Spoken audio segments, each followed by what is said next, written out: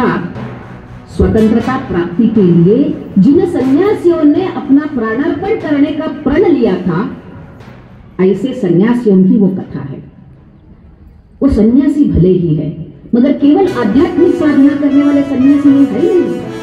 तो उन्होंने प्रण लिया है कि जब तक मेरी माता भारत माता स्वतंत्र नहीं होती है, तब तक हम आध्यात्मिक साधना भी नहीं करेंगे।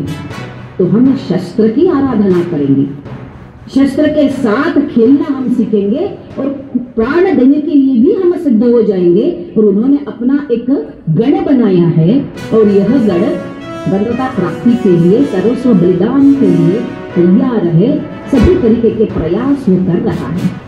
तो ऐसी ही कहानी और इन सन्यासियों के मुख में वंदे मातरम यह गीत 1882 के बाद लगभग 3 साल तक इस आनंद मठ कादंबरी बहुत ही जनप्रिय होती गई और अन्य भाषाओं में उसका ट्रांसलेशन भी हो गया, भाषांतर भी हो गया।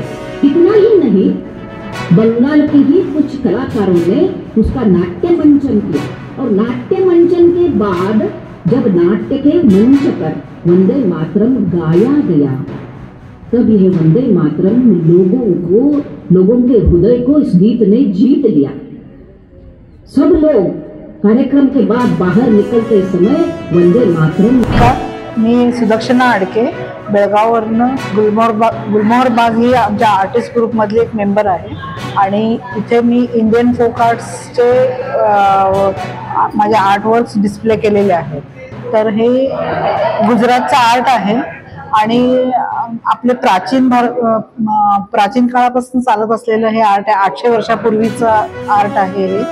गुजरात मधले वाघेला कम्युनिटी जी आहे त्यांनी सुरू केलेलं आणि ह्याला आता खूप परत डिमांड येतो आहे आणि आपल्या बेळगावमध्ये हे स्प्रेड व्हावं म्हणून माझा एक प्रयत्न आहे।